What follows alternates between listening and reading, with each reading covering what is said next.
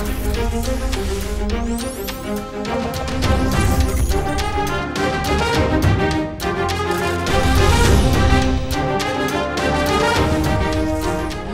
மன்றம் 2026 யாருக்கு தீபாவளி?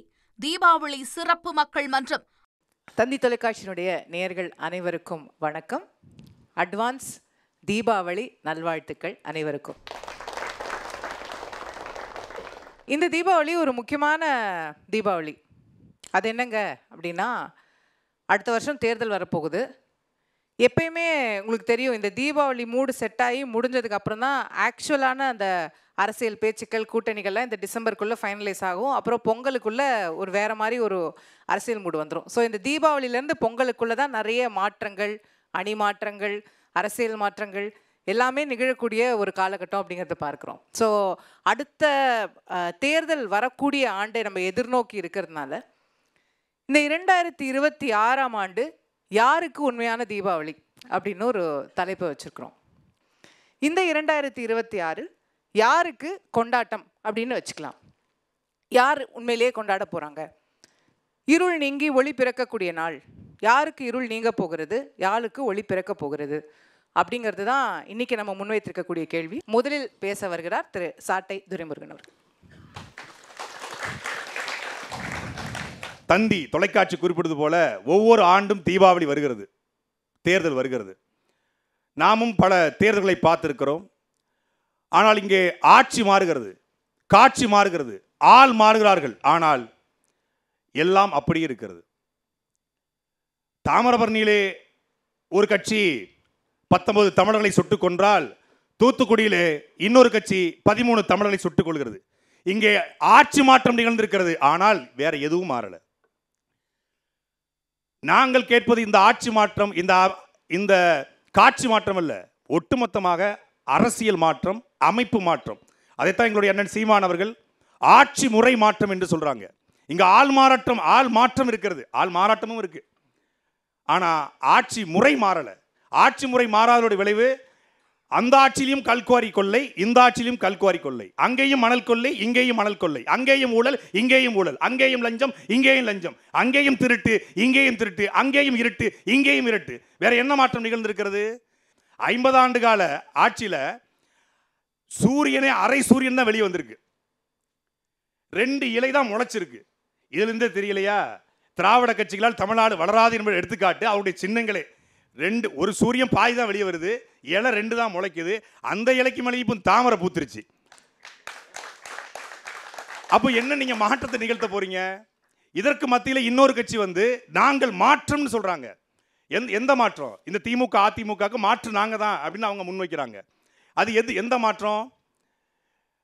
பரந்தூர் விமான நிலையம் வேண்டாம் என்று சொல்லக்கூடிய அந்த தலைவருக்கு பரந்தூர் தான் வேண்டாம், எங்களுக்கு இன்னொரு இடத்துல தாங்கன்றாரு. இன்னொரு இடத்துல 5700 ஏக்கர்ல விவசாயத்தையும் அழிக்காம, ஏரிகளையும் அழிக்காம, பள்ளிக்கூடங்களையும் அழிக்காம, கோவில் குளங்களையும் அழிக்காம ஒரு நிலத்தை அவரால் காட்ட முடியுமானா அதுக்கு அவருக்கு பதில் இல்லை. எங்களுக்கு இங்க வேண்டாம், வேற எங்கேயாவது கொடுங்கன்றார். இதுதான் அவருடைய புரிதல்.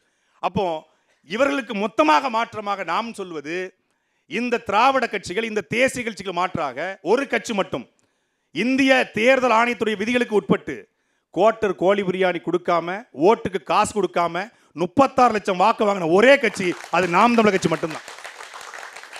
கூட்டணி வச்சா தான் வெல்ல முடியும், சீமான் யாரு கூடயாவது போ சொல்லுங்க அப்படிங்கிற அந்த முறையை ஒழித்து இந்த தேர்தல் அரசியல்ல இந்த திராவிட தேசிய கட்சிகளோட கூட்டணி வைக்காம ஒரு கட்சி தமிழர் நிலத்தில் ஆட்சி அமைக்க முடியும் என்பதை நாங்கள் நகர்த்தி கொண்டிருக்கிறோம்.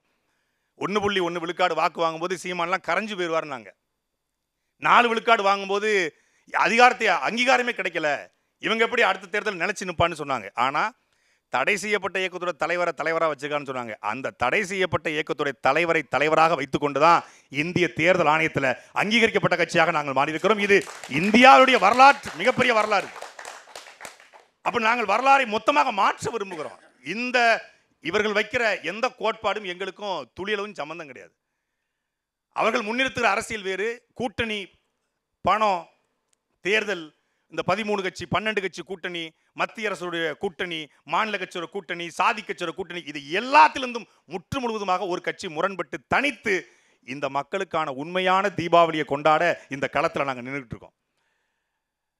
எம்ஜிஆருடைய பாடல் தான்.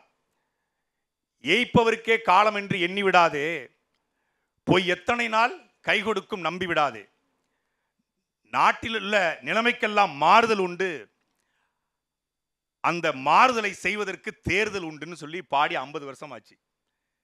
அண்ணனுக்கு அந்த பாட்டு மனப்பாடமா தெரியும் நினைக்கிறேன். நான் இன்னைக்கு தான் படித்தேன். நாட்டில் உள்ள மாறுதலுக்கெல்லாம் தேர்தல் உண்டுன்னு சொன்னாங்க. தேர்தல் உண்டுன்னு சொல்லிட்டு போய் ஐயா பாடி, புரட்சி தலைவர் பாடி 50 வருஷம் ஆச்சு. 50 வருஷத்துக்கு பிறகு கிட்டத்தட்ட 10 தேர்தல் வந்திருக்கு. ஆனால் மாற்றம் ஏற்பட்டிருக்கா? நாங்கள் இந்த தேர்தலை பார்க்கல. எங்கள் மக்களுடைய தேர்தல். மக்கள் தேர்ச்சி அடைஞ்சு வரணும். மக்கள் இது அநீதிகளுக்கால், வெளிப்படையாக அநீதிகளால் கட்டமைக்கப்பட்ட சமூகம் என்பதை உணர வேண்டும். வெளிப்படையா தெரியுது, இங்க ஊழல் நடக்குது, இங்க வாரிசு அரசியல் இருக்கு, இங்க ஆத்துமணல் கொள்ளை இருக்கு, இங்க கனிம வள கொள்ளை இருக்கு என்று வெளிப்படையா தெரியுது. ஆனா மக்கள் போராட்ட மனநிலைக்கு வரல. அந்த போராட்ட மனநிலைக்கு மக்களை இழுத்து கொண்டு வருவதுதான் எங்களை போன்ற கட்சிகளுடைய வேலையாக நான் பார்க்கிறேன். இதை ஒரு காலத்துல கம்யூனிஸ்ட் செஞ்சாங்க. ஒரு காலத்துல கம்யூனிஸ்ட் உண்மையை நேர்மையாக இந்த மக்களுக்காக நின்றாங்க. ஆனா இன்னைக்கு கம்யூனிஸ்டே 20 கோடி கொடுத்தா தான் தேர்தலை பாப்பன்றாங்க. அந்த நிலைமைக்கு தள்ளப்பட்டுருச்சு. அது காலம் அது காலத்துடைய கொடூரம் சொல்லுவாங்கல்ல, காலத்துடைய கொடூரம். இன்னைக்கு கம்யூனிஸ்டுகள் திராவிட கட்சிகளிடம் 20 கோடி அஃபிஷியலாக வாங்கணும், நாங்கள் பேங்க் அக்கௌண்ட்டில் தான் வாங்கணும், நாங்கள் இன்னும் கேஷாக வாங்கலன்னு சொல்கிற அளவுக்கு தள்ளப்பட்டுருச்சு. அப்போ அதிலிருந்து முற்று முழுவதுமாக மக்களுக்காக உழைப்பதற்கு பணம் தேவையில்லை. தேர்தல் ஆணையம் 35 லட்ச ரூபா செலவு பண்ணலான்னு சொல்லுது. ஆனால் 3 லட்சம் தான் ஒரு தொகுதிக்கு செலவு பண்ணுவோம். 3 லட்சம் செலவு செய்தும் ஒரு தொகுதியில் 20,000க்கும் மேற்பட்ட வாக்குகளை பெற முடியும் என்றால் அது நாம் தமிழர் கட்சியால் மட்டும்தான் முடியும். அப்போ அந்த மாற்றத்தை நோக்கித்தான் மக்களை தயார்படுத்தணும். அந்த வாக்கெல்லாம் கூட விஜய் வந்தா போயிரும்னு சொல்றாங்களே, அது பார்க்கத்தானே போறீங்க ஒரு 4 மாசத்துல. விஜய் வாக்கு இப்போ யாருக்கு போகுது அப்படிங்கிறது பிரச்சனை இல்லை. விஜய் யாரு இப்போ விஜய் கட்சியை விஜய் கட்சியை வந்து யார் வச்சிருக்காங்க அப்படிங்கிறது தான் பிரச்சனை. ஏன்னா எடுப்பார் கைப்புள்ளன்னு நம்ம ஊரில் சொல்லுவாங்க. உங்களுக்கு நல்ல அந்த பழமொழி தெரியும், நம்ம திருநெல்வேலி பகுதியில் சொல்லுவாங்க எடுப்பார் கைப்புள்ளன்னு. இப்போ எடுப்பார் கைப்புள்ளையாக தாவேக்கா மாறிடுச்சு. இந்த கை குழந்தைய வந்து யார் தூக்குனாலும் அந்த குழந்தை வந்துடும். அது ஆசை அத்தை தூக்குனாலும் வரும், சித்தி தூக்குனாலும் வரும், சித்தப்பா தூக்குனாலும் வரும், யாராவது மோடிஜி தூக்குனாலும் வரும், யார் தூக்குனாலும் போவோம். இப்போ அந்த குழந்தைய யார் தூக்கி வச்சிருக்காங்கன்னே தெரியல. அது யார் விட்டு குழந்தைன்னே தெரியல. ஏன்னா யார் தூக்குனாலும் அந்த குழந்தை சிரிக்குது. ஐயோ யாராவது கொஞ்சம் கொஞ்சம் சாப்பாடு போடுங்களேன், யாராவது ஒருத்தர் வந்து பிஸ்கட் கொடுங்களேன், யாராவது பால் கொடுங்களேன் அப்படின்னு குழந்தை அழுவது போல இப்போ தாவேக்காங்கிற அந்த குழந்தை வளர்வதற்கு முன்னாடியே அது வந்து எடுப்பார் கைப்புள்ளையாக மாறி நிற்குது. அதுக்கு கரூர் சம்பவமே ஒரு பெரிய சான்று. அவங்க வாக்கை பிரிக்கிறதுக்கு முன்னாடி இருக்கட்டும், முதல்ல ஒரு மக்கள் பிரச்சனை, ஒரு தலைவன் வர்றான் அப்படின்னா, மக்களை சந்திக்க ஒரு தலைவன் வர்றான் அப்படின்னா, அந்த தலைவன் அந்த மக்களுக்கு பிரச்சனை வரும்போது களத்தில் நிற்கணும். மக்களோடு செல், மக்களோட வாழ்னு அண்ணா சொன்னாரு, அதனால எங்க அண்ணா போனாருன்றாங்க. மக்களோட செல், மக்களோட வாழ் என்று அண்ணா சொன்னார். நீங்கள் மக்களோட சென்றீங்க, மக்களோட வாழ்ந்தீங்களா? இன்னைக்கு 18 நாள் ஆச்சு. சில பேர் சொல்றாங்க காரியம் முடிஞ்சாதான் போடணும். இது கட்சிக்கு காரியம் முடிஞ்ச பிறவா? 18 நாட்கள் ஆயும் கூட இப்போ போலாமா, இல்ல சார்ட்டர்ட் ஃபிளைட் போட்டு மொத்த பேரையும் பனையூருக்கே வர வைக்கலாமா, இல்ல நம்ம அங்க போலாமா? ஒரு கட்சியினுடைய தலைவன் மக்களை சந்திக்க நான் தனி விமானத்தில் வருவேன், எனக்கு திருச்சியிலேருந்து கரூருக்கு வந்து கிரீன் சிக்கல் போட்டு கொடுத்துடணும், அந்த இதை பூரா எடுத்துடணும், எதாவது ஸ்பீட் பிரேக்கர் பூரா எடுத்துடணும், எனக்கு மண்டபத்தில் இருப்பேன், 1 கிலோமீட்டர் ரேடியேஷனுக்கு யாரும் இருக்கக்கூடாது, பக்கத்து வீட்டில் யாரும் இருக்கக்கூடாது, பத்திரிக்கையாளர் குறிப்பாக வரக்கூடாது, ஃபோட்டோ எடுக்கக்கூடாது. பிரதமர் மோடி கூட இவ்வளோ ரெஸ்ட்ரிக்ஷன் போட்டது கிடையாது. சீன பிரதமர் இந்தியாவுக்கு மகாபலித்துக்கு வரும்போது கூட இவ்வளோ ரெஸ்ட்ரிக்ஷன் கிடையாது. ஆனால் இவர் கரூருக்கு போகிறதுக்கே இவ்வளவு நெருக்கடிகளை யார்கிட்ட போய் கொடுக்குறாரு? டிஜிபிட்ட கொடுக்குறாரு. கரூர் கண்காணிப்பாளர் அங்கே இருக்காரு, இன்ஸ்பெக்டர் உட்காந்துருக்காங்க, ஐயா ஏதாவது மனு கொடுங்கய்யா நாங்கன்னு. நாங்கள் டிஜிபிட்ட தான் கொடுப்போம். டிஜிபிட்ட கொடுத்துட்டு அந்த மனு கரூருக்கே போகலை. அப்படிப்பட்ட ஒரு தலைவர் இந்த தேர்தலில் எந்த மாற்றத்தை நிகழ்த்திடுவார்? அவருக்கு எதற்கு முதல்ல வாக்கு செலுத்தணும்? அந்த கேள்விக்கு பதில் சொல்லுங்க. அவருக்கு எதற்காக தமிழன் வாக்கு செலுத்தணும்? இந்த கேள்விக்கு பதில் இருக்கா? ஏற்கனவே ஒரு துண்டு சீட்டை மாட்டிக்கிட்டு தமிழ்நாடு அல்லாடுது பத்தாதா, இப்போ ஒரு A4 சீட்டு. எங்க ஐயாவாது மரியாதைக்குரிய தமிழ்நாட்டின் அப்பாவாது எழுதி வச்சதை குறைந்தபட்சம் படிச்சிருவாங்க. என்ன திருக்குறளை மட்டும் முயற்சி திருவினையாக்கும், முயற்சிமை இளமை புகுத்தி விடணும்னு சொல்லி ஏதாவது தப்பா சொல்லிடுவாங்க. ஆனா இவரு தமிழன் ஒரு இனம் உண்டு, தனித்தவருக்கு ஒரு குணம் உண்டு என்று சொன்னது யார் தெரியுமா? விஜயகாந்துங்கிறான் அந்த பக்கம் இருக்கிறவன். அல்ல, விஜயகாந்த் சொன்னாரு. ஆனா அதன் முன்னாடியே சொன்னது யார் தெரியுமா? யாரு? நாமக்கல் கவிஞர் ராமலிங்கம் பிள்ளை. அதை இவர் தான் படிக்கிறார், அப்பதான் படிக்கிறாப்புல. இப்படிப்பட்ட ஒரு தலைவர் எந்த மாற்றத்தை நிகழ்த்திடுவார்னு சொல்றீங்க? தமிழ்நாட்டு அரசியல்ல இன்னைக்கு ஐயா எடப்பாடி பழனிசாமி அவர்கள் மீது விமர்சனம் உண்டு, எங்களுக்கு மாற்று கருத்து உண்டு, மு க ஸ்டாலின் அவர்கள் மீது மாற்று கருத்து உண்டு. ஆனாலும் எல்லோரும் கிளையிலிருந்து வந்தவங்க, கீழே கடந்து கிளை செயலராக, ஒன்றிய செயலராக, மாவட்ட செயலராக, அப்புறம் எம்பியாக, அப்புறம் அமைச்சராக வந்தவர் எடப்பாடி ஐயா. 18 வயசுலே கட்சியில் இணைந்து ஏதோ ஒரு கருணாநிதி மகன் என்கிற தகுதியெல்லாம் தாண்டி அவர் ஒரு இளைஞரணி செயலராகி ஒரு மாநாடு போட்டு அப்புறம் துணை மேயராகி, அப்புறம் மேயராகி, அப்புறம் துணை முதலமைச்சராகி அப்படி வந்தார். அப்படி ஒரு கிராஃப் இருக்கு. எல்லோரும் சிறைக்கு போனாங்க. சிறைக்கு போய் அந்த சிறையில் வதை முகாம்களில் வதைப்பட்டாங்க. இப்போ நான்லாம் அன்னைக்கு கிட்டத்தட்ட 1 வருஷம் ஜெயிலில் இருந்தேன். எங்கள் அண்ணன் 1 வருஷம் ஜெயிலில் இருந்தாங்க. சிறையை பார்த்து பயப்படாதவங்க தான் தமிழ்நாட்டில் தலைவர்களாக மாறி இருக்காங்க. ஆனா நீங்க சிறையை பார்த்து ஒரே ஒரு வழக்கு, அது என்ன வழக்கு? உங்க மேல வருமான வரி வழக்கு போட்டாங்களா, இல்ல வேற ஏதாவது வழக்கு போட்டாங்களா? நீங்க மக்கள் உங்க கூட்டத்தை பார்க்க வந்தாங்க, அது இறந்திருக்காங்க அப்படின்னு சொல்லி வழக்கு போட்டதுக்கு எடுத்தேம்பார் ஓட்டம். போலீஸ் ஸ்டேஷன்ல கூட யாரும் ஓட்டது இல்லையே அப்படின்னு ஒரு ஓட்டத்தை போட்டு நேர சேட்டல் பிளேட் வச்சு வந்தவர் எப்படி எந்த ஓட்ட பிரிப்பாரு? எழுதி வைத்துக் கொள்ளுங்கள் மரியாதைக்குரிய அசோகவர்களே, எங்களுடைய வாக்கை எந்த கொம்பாதி கொம்பனாலும் பிரிக்க முடியாது. இது தமிழ் தேசியத்திற்காக, இனத்திற்காக, மொழிக்காக, இந்த பண்பாட்டிற்காக, இந்த கலாச்சாரத்திற்காக, இந்த மண்ணின் விடுதலைக்காக நாம் தமிழர் கட்சி நிற்கும் என்ற நம்பிக்கையிலே விழுந்த வாக்கு. அண்ணன் சீமான் அவர்கள் 2010ஆம் ஆண்டு ஒரு வார்த்தையை பதிவு பண்ணாரு. நான் கத்தி கத்தி செத்தாலும் சாவனை ஒழிய ஒருபோதும் தேசிய கட்சிகளோட, திராவிட கட்சிகளோட கூட்டணி வைக்க மாட்டேன்னு சொன்னாரு. இன்னைக்கு வரைக்கும் காப்பாத்துறாரு. ஆனா நீங்க பாஜக, கொள்கை எதிரி பாஜக அப்படின்னு சொல்லிட்டு ஒட்டுமொத்தமா உங்களுக்கு வழக்காரது யாருன்னு பார்த்தா பாஜக, வழக்கு போட்டது யாருன்னு பார்த்தா பாஜக. பாஜகவோட மணியும் உமா ஆனந்தனும் எதுக்கு தாவேக்காக போய் நிக்கணும்? இதுக்கு பேர் தான் டீயை விட கப்பு சூடா இருக்கு. இதுக்கு பேர் தான் டீயை கப்பா சூடா இருக்கு. புரியுதா உங்களுக்கு?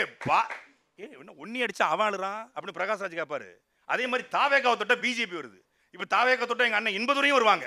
ஏன்னா நம்மகிட்ட வருவாரா, அவரு கொஞ்சம் இழுத்து பார்ப்போமே, போட்டு பார்ப்போம், நம்மளும் கொஞ்சம் கயிறை போடுவோம்னு எல்லாரும் போடுறாங்க. இதான் எடுப்பார் கைபிள்ளை. நீங்க அண்ணாதுரை அவர்கள் கட்சி ஆரம்பிக்கும் போது அது தவறான கட்சி கிடையாது. அதே மாதிரிதான் இன்னைக்கு திமுக சொன்னா நீங்க ஆஜராவீங்கன்னு சொல்றாங்க. இதுக்கு முன்னாடி வரைக்கும் என்ன பேசிட்டு இருந்தோம்? தேர்தல் களத்தில் பார்ப்பீங்க. அதை நீங்க அண்ணாதுரை அவர்கள் கட்சி ஆரம்பிக்கும் போது அது தவறான கட்சி கிடையாது. நல்ல நோக்கத்திற்காக, இலக்கிற்காக அறிஞர் அண்ணாதுரை கட்சி ஆரம்பித்தார், மொழியை முன்னிறுத்தி ஆரம்பித்தார். ஆனால் அந்த கட்சியில இன்னைக்கு தவறுகள் நிகழுது, அதிகாரத்தில் தவறுகள் நிகழுது. அதை நாங்கள் சுட்டிக்காட்டுறோம், எதிர்த்து போராடுகிறோம், கடுமையாக விமர்சிக்கிறோம். இந்த ஆட்சி சரியில்லை என்று சொல்கிறோம். ஆனால் வரும்போதே ஒரு கட்சி தவறா வருகிறது. இன்னொரு திமுக தமிழ்நாட்டில் உருவாகிவிடக்கூடாது. முதலில் எதிரியை விட உதிரியை அளிக்க வேண்டிய இடத்தில் நாங்கள் நிற்கிறோம். இந்த களத்திலே, இந்த 2026 களத்திலே அதை செய்து முடிப்போம்.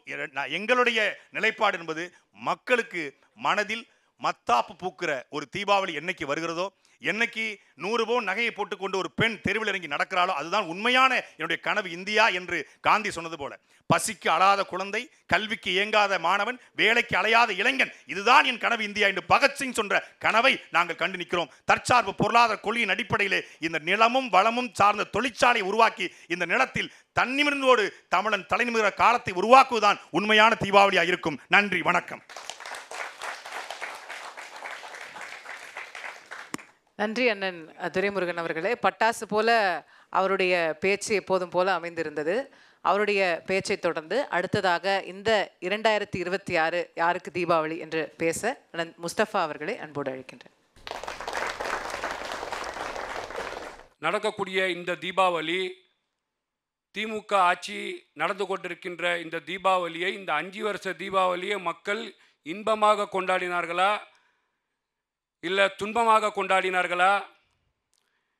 இந்த 5 வருஷ ஆட்சியை பார்த்து நரகாசுரன் ஆட்சியை அகற்றினது போல அகற்றிவிட்டு 2026 ஒரு நல்லாட்சியை, மாற்று ஆட்சியை கொண்டு வர இருக்கின்றார்கள் என்பதிலே இந்த தீபாவளியை நாம் பார்த்து கொண்டிருக்கின்றோம்.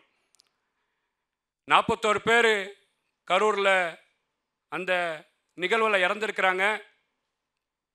தமிழகமே அழுது கொண்டிருக்கின்றது. உலகத்தில் வாழக்கூடிய அத்தனை மக்களும் அழுது கொண்டிருக்கின்றோம். அதிமுககாரர்கள் குரல் கொடுக்கின்றார்கள், பாஜகக்காரர்கள் குரல் கொடுக்கின்றார்கள். ஏன் முதல்ல எங்கள் சீமானன் கூட வருத்தப்பட்டு பேசினார். தமிழ்நாட்டோட முதலமைச்சர் முதலாக ஓடி போய் இதில் யாரும் அரசியல் செய்ய வேண்டாம், பாதிக்கப்பட்ட மக்களுக்கு உண்மையாகவே நீதியை பெற்றுக் கொடுக்க களத்திலே வந்திருக்கின்றார் என்று பார்த்தா, அவன் முதல் சொன்ன மாதிரி நாங்கள் அரசியல் பண்ண வந்திருக்கோம், அவியல் பண்ண வந்திருக்கோமான்னு கேட்டார்ல, அந்த மாதிரி சட்டமன்றத்தில் எதிர்க்கட்சி தலைவர்கள் நீதி கேட்டால் நீங்கள் பார்த்தீங்கன்னா கூட்டணிக்கு இழுப்பதற்காக என்று அரசியல் பேசுகின்றார்ல, இந்த 41 பேரை இறந்த தமிழக முதலமைச்சர் திமுக தலைவர் ஸ்டாலின் அவர்கள் இதுதான் மக்களுக்கு வந்து பார்த்தீங்கன்னா இந்த 5 வருஷ ஆட்சியில் இவர் செஞ்ச இன்னல்களில் இது பெரிய இன்னலாக மாறி கண்டிப்பாக தமிழகத்திலே மாற்று ஆட்சி வேண்டும் என்று எண்ணிக்கொண்டிருக்கின்றார்கள். ஏன்னா நொந்து போயிருக்கிறாங்க இந்த விஷயத்துல மக்கள். ஆனா இந்த விஜய் ஒரு வீடியோ போட்டு சிஎம் சார் அப்படிலாம் சொன்னாரே, அது அரசியலா அவியலா அப்படின்னு அண்ணன் கேட்கிறார். இல்லை, நான் என்ன கேட்குறேன் மேடம், இன்னைக்கு வந்து பார்த்தீங்கன்னா அந்த கூட்டம் நடக்கின்றது. அந்த கூட்டத்துக்கு லட்சம் பேர் வராங்க. அந்த கூட்டம் எவ்வளோ கூட போகுதுன்னு தெரியுது. இந்த கூட்டத்தில் 3 மணிலிருந்து 10 மணி வரைக்கும் நேரத்தை ஒதுக்கியிருக்கிறார்கள். அந்த கூட்டத்துக்கு பர்மிஷன் கொடுத்ததே எங்கள் முதலமைச்சர் கட்டுப்பாட்டில் இருக்கக்கூடிய காவல்துறை, அங்கே இருக்கக்கூடிய உளவுத்துறை. அந்த இடத்துல 10,000 பேருக்குண்டா நிற்க முடியுமா? 40,000 பேருக்குண்டா நிற்க முடியுமா? விஜய் எப்போ வரப்போறாரு, எங்கே வந்துட்டு இருக்கிறாரு, என்ன செய்ய போறாரு, மக்கள் என்ன களத்தில் நிற்கிறாங்கன்னு பார்க்கக்கூடிய விஷயத்தை 90 விழுக்காடு அரசாங்கம் ஒரு பார்த்தீங்கன்னா பெரிய மிஷினரியை கையில் வைக்கக்கூடிய முதலமைச்சர் இதை கடந்து போயிட்டு இதை யாரோ பண்ணாங்கன்னு சொல்லி அப்படி எடுத்து தூக்கி போட்டு போயிட முடியுமா? இந்த நாடு யார் கையில் இருக்கின்றது? இந்த மக்கள் வீட்டை விட்டு நம்ம வெளியில வரோம்னா யாரை நம்பி வரோம்? காவல்துறையை நம்பி வரோம். பாதுகாப்பு யார் கொடுக்க வேண்டியது? காவல்துறை கொடுக்க வேண்டியது. அப்போ முழுக்க இந்த காவல்துறை பாதுகாப்பை இழந்து அந்த இடத்துல 41 பேர் உயிரை இழந்திருக்கிறார்கள் என்று சொன்னால் இந்த விஷயத்துக்கு யார் பொறுப்பேற்க வேண்டும்? அங்க செருப்பு எதுக்காக வீசப்பட்டது? எதுக்கு ஆம்புலன்ஸ் வரப்பட்டது? நீங்க வந்து பாத்தீங்கன்னா போஸ்ட்மார்ட்டத்துக்கு எதுக்கு ஒரு ரகுபதி அமைச்சர் 8ன்றாரு டேபிள், இங்க இருக்கக்கூடிய ஹெல்த் மினிஸ்டர் 5ன்றாரு டேபிள். இவ்வளோ சந்தேகங்கள். நீங்க சொல்றீங்களே நாங்க அரசியல் அவியல் பண்றதுக்கு வரல, அரசியல் பண்ண வந்திருக்கோம். அரசியல் பண்ண வந்தீங்களா என்ற சந்தேகங்கள் தான் இந்த நாட்டு மக்களும் எதிர்க்கட்சி தலைவர்களும் எழுப்பி கொண்டு இருக்கிறார்கள். இதெல்லாம் முடிச்சு கோர்ட்டுக்கு போனா இங்க என்ன சொல்றாங்க? பாஜக வந்து பார்த்தீங்கன்னா கையில் எடுத்ததுக்கு வந்து சிபிஐ வந்து உத்தரவு கேட்டுச்சா? சிபிஐ யார் கேட்டா? சிபிஐ தமிழக வெற்றி கழகம் சிபிஐ கேட்டுதா? மதுரையில் வந்து பார்த்தீங்கன்னா ஒரு பிஜேபி காரங்களும் சாமானியர்களும் சிபிஐ கேட்டாங்க. இதில் இப்போ தான் வந்து முகாந்திரங்களில் ஸ்டார்ட் பண்ணிருக்கோம், தள்ளுபடி பண்ணாங்க. நீங்கள் அதுக்குள்ளே முந்திக்கிட்டு வந்து ஏதோ பாதிக்கப்பட்ட நபரே இல்லாமல் ஒரு தீர்ப்பை கொடுத்து நீங்கள் வந்து அஸ்ராக்காரன் தலைமையில் வந்து ஒரு சுப்பீரியர் பவர் ஒரு கமிட்டியை நீங்கள் போட்டீங்க. இந்த கமிட்டி வந்து என்னன்னு கேட்டீங்கன்னா அவங்க போடல, நீதிமன்றம் போட்டுச்சு. அதுதான் மேடம், இவங்க 1 நபர் கமிஷன் போட்டாங்கல்ல, இவங்க இதெல்லாம் பண்ணிட்டு நான் கேட்குறேன், நகை கடையெல்லாம் மூடிட்டு நான் நைட்டை பூட்டெல்லாம் இழுத்து பார்த்துட்டு கேமராலாம் வச்சுட்டு வாசல் இருக்கையில் சாவியை கொடுக்க முடியுமா? இங்கே இருக்கக்கூடிய சந்தேகங்களே, இந்த இருக்கக்கூடிய நடவடிக்கைகளே இங்கே இறந்ததுக்கு காரணமா அரசியலா இருக்குமா என்ற சந்தேகங்கள்லாம் எல்லாருக்குமே இருக்கு, பொதுமக்களுக்கு இருக்கு. காவல்துறை ஏன் பாதுகாப்பு கொடுக்கல? உளவுத்துறை இவ்வளவு பேர் ஏன் கொடுன்னு சொல்லல? ஏன் நீங்க வந்து 1 நபர் கமிஷனை போட்டு ஐஏஎஸ் வைத்து பேச வைக்கிறீங்க, அடிஷனல் வச்சு பேச வைக்கிறீங்க? உங்க எம்எல்ஏ உடனே போய் பத்திரிகையாளர் சந்திப்பில் கொடுக்குறார். நீங்க சொல்ல வேண்டிய விஷயத்தை 1 நபர் ஆணையத்தில் கொடுக்காம நீங்க சொல்லக்கூடிய முந்தி பேசுற வேலையை வந்து இதுல சந்தேகம் ஏற்படுத்தும் சொல்லிதான் இங்க டெல்லிக்கு போறாங்க. டெல்லியில போயிட்டு ஏன் விஜய் அவர்கள் வந்து கடந்த அஜித்குமார் விஷயத்துல வந்து சிபிஐ விசாரணை வேணான்னு சொன்னாரு, இப்ப ஏன் வேணும்னு சொல்றாரு? எடுப்பார் கைப்பிள்ளையா? இப்ப கொஞ்ச நாள் திமுக சீமான் அண்ணன் அவர்களை கையில எடுத்திருக்கா, எடுப்பார் கைப்பிள்ளைன்னு சொல்லி. சித்தப்பா தூக்குனால வரும், அண்ணன் தூக்குனால வரும், அத்தை தூக்குனால வரும், இப்ப சீமான் தூக்குனால வந்துச்சு. இதுக்கு தான் போனீங்களா? நான் கேட்கிறேன், 41 பேர் இறந்துட்டாங்க, 41 பேர் இறந்துட்டாங்க. 2வது வாட்டி எதுக்கு நீங்க குஷியை ரிலீஸ் பண்றீங்க? இதுதான் வந்து வருத்தமா? இதுதான் செயலா? ஆனா எங்க அண்ணன் போய் இட்லி கடையை பார்ப்பாரு. அப்ப இது வருத்தம் கிடையாது, இது செயல் கிடையாது. இது இங்கே ஒரு முரண், அங்கே ஒரு முரண். இவர்கள் தான் இந்த நாட்டில் லட்சியத்தை வைத்து இந்த நாட்டில் வந்து பாத்தீங்கன்னா நாங்கள் கொள்கையை வைத்து ஆட்சி நடத்த போறோம்னு சொல்றாங்களா? நான் கேட்கிறேன், நீங்க வந்து சொல்றீங்களா இல்லையா? நாங்க 36 லட்சம் வாக்கு வச்சிருக்கிறோம், 38 லட்சம் வாக்கு வச்சிருக்கோம். என்ன பண்ண? நீங்க எத்தனை இடத்துல ஜெயிச்சீங்க? உங்களை வந்து பாத்தீங்கன்னா இந்த மன்றத்தில் சொல்றேன், மரியாதைக்குரிய தேர்தல் கமிஷன் அதிகாரிகள் ஆடுக்கும் மாடுக்கும் கோழிக்கும் காடகுஞ்சிக்கும் நீங்க கடல் இருக்கிற மீனுக்கும் வாக்கு அதிகாரம் கொடுக்க வேண்டும். கொடுத்தால்தான் நாம் தமிழர் இயக்கம் இந்த நாட்டை ஆள முடியும். நான் சொல்றேன், உங்க கொள்கையை வந்து நீங்க 8 வாட்டி பேசியிருக்கீங்களா இல்லையா? ஒரு பாட்டு ஒன்று பாடி காமிச்சார், நான் ஒரு பாட்டு பாடுறேன். ராரா ராமையான்னு ஒரு பாட்டு வரும் தெரியுமா? 8க்குள்ள உலகம் முடிச்சுங்கன்னு சொல்லுவோம். 8க்கு மேல இருந்தா நீங்க இல்லவே நிம்மதியே இல்லை. நீங்க 8க்கு மேல வாக்கு வாங்கினா தமிழ்நாட்டு மக்களுக்கு நிம்மதி இல்லை என்பதற்காக தான் நாம் தமிழரை மக்கள் தொடர்ச்சியாக புறக்கணித்துக் கொண்டிருக்கிறார்கள் என்பதுதான் நிதர்சனமாக உண்மையாக நம்ம பார்க்கப்படுகின்றது. அன்பு சகோதரர்களே, நீங்க கேட்டீங்கன்னா திமுக அரசாங்கம் இந்த 5 வருஷ ஆட்சியை அவல ஆட்சியை நடத்தி கொண்டு நான் கேட்குறேன், திமுக அரசாங்கம் செய்த எந்த தேர்தல் வாக்குமே நிறைவேற்றலை. ஆனால் வந்து பார்த்தீங்கன்னா பாய், நீங்கள் ஒன்று புரிஞ்சுக்கோங்க, நாங்கள் ஜெயிக்கணும்னா மோடி வந்துருவாப்புல. மோடி வந்துருவாரு, நீங்க எங்களுக்கு தான் ஓட்டு போடணும். மோடி வந்துருவாரு, நீங்க எங்களுக்கு தான் ஓட்டு போடணும். இந்த பயத்தின் அச்சத்தில் அவர்கள் பிஜேபியோட இருக்கிறாங்கன்னு சொல்லிட்டு திமுக RSS முதுகு பின்னாடி ஒளிஞ்சிக்கிட்டு நான் கேட்கிறேன், மோடி அவர்கள் போன ஆட்சியில் வந்தால் கருப்பு பண்ணி விட்டீங்களா இல்லையா? இப்போ ஏன் வெள்ளை கொடை எடுத்துட்டு போறீங்க? நான் கேட்கிறேன், இஸ்லாமிய சிறைவாசிகள் ரொம்ப அவதிப்படுறாங்க, கஷ்டப்படுறாங்க, அவங்கள மீட்டெடுக்கணும் அப்படின்னு சொல்லக்கூடிய திமுக சுப்ரீம் கோர்ட்ல இவர்கள் வெளியில வந்தால் ஆபத்துன்னு சொல்லி மோடிக்கும் அமித்ஷாவுக்கும் RSSக்கும் சங் பிரிவாளருக்கும் சந்தோஷப்படுத்தக்கூடிய வேலையை எந்த அடிப்படையில் செய்றீங்கன்னு சொன்னா நீங்கள் தான் உண்மையாகவே RSSின் முதுகு பின்னாடி உட்கார்ந்துருக்கிறீங்க. சிபிஐ வேண்டாம், சிபிஐ வேண்டாம் சொன்னவர்கள் தான் தூத்துக்குடிக்கு சிபிஐ வேணும்னு கேட்டீங்க, குட்காக்கு சிபிஐ வேணும்னு கேட்டீங்க. அப்போ முழுக்க முழுக்க தமிழ்நாட்டில் மக்கள் விரோத ஆட்சி, திமுக ஆட்சி கலைந்து வரும் இந்த 2026 தீபாவளியில மக்கள் மனசாட்சியாக அதிமுக திமுக இந்த ரெண்டுத்தையும் ஆட்சியும் பார்த்துட்டோம். சீமான் அவர்கள் களத்திலே இல்லை, அதான் அதை பற்றி நம்ம பேசுறதும் கிடையாது. ஏன்னா சட்ட ஒழுங்கை பற்றி பேசுவார். அண்ணன் வந்து சட்ட ஒழுங்கை நாங்கள் பாதுகாப்போன்னுவார். ஆனால் முத்துக்கு முத்தாக இறங்கி ஸ்டேஜில் இறங்கி குத்துக்கு குத்தாக குத்து விடக்கூடிய நாம் தமிழரை மக்கள் பார்த்திருக்கின்றார்கள். இந்த 3 இயக்கங்களை புறக்கணித்து விட்டு வரும் தீபாவளி நம்மளுக்கான தீபாவளி, எழுச்சியான தீபாவளி, மத்தாப்பு போகக்கூடிய தீபாவளி, 2026 தீபாவளி மரியாதைக்குரிய தமிழக வெற்றி கழகத்தின் தலைவர் விஜய் அவர்களின் முதலமைச்சர் நாற்காலியில் மக்கள் சந்தோஷப்படக்கூடிய தீபாவளியாக இருக்கும் என்று இந்த இடத்தை தெரிவித்துக் கொண்டு அத்துணை நல்ல உள்ளங்களுக்கும் நன்றி பாராட்டி விடைபெறுகிறேன். நன்றி, வணக்கம். எப்படியோ இன்பதுரை அண்ணனுக்கு பெருத்த ஏமாற்றம், 3 பேரையும் எதிர்க்கிறேன்ட்டாரு, கூட்டணி இல்லைன்னு நினைக்கிறேன். பார்ப்போம், இன்னும் தீபாவளி டு பொங்கல் டைம் நான் சொன்ன மாதிரி இன்னும் இருக்குது, என்ன நடக்குதுன்னு நம்ம பொறுத்திருந்து பார்ப்போம். விஜயை முதலமைச்சர் ஆக்குறவங்க அதுதாங்க உண்மையான தீபாவளின்னு ஒரே லைனில் முடிச்சிட்டாரு. அது அடுத்த தீபாவளிக்கு நடக்குதா அப்படின்னு நம்ம பொறுத்திருந்து பார்ப்போம். அடுத்ததாக இந்த 2026 யாருக்கு தீபாவளி என்று பேச வருகிறார் மூத்த பத்திரிகையாளர் திரு கோலால் ஸ்ரீனிவாஸ். ஒரு அருமையான தலைப்பு கொடுத்திருக்கிறார்கள். 2026 யாருக்கு தீபாவளி அப்படின்னு சொல்லியிருக்கிறார்கள். தீபாவளி ஏன் கொண்டாடப்படுகிறது? நரகாசுரன் கொல்லப்பட்ட தினத்தை தீபாவளியாக கொண்டாடுகிறார்கள். அப்படின்னா இந்த தலைப்பினுடைய உட்பொருள் என்ன? வருகிற தேர்தலில் வதமாக போவது யார் அப்படிங்கிறது தான்.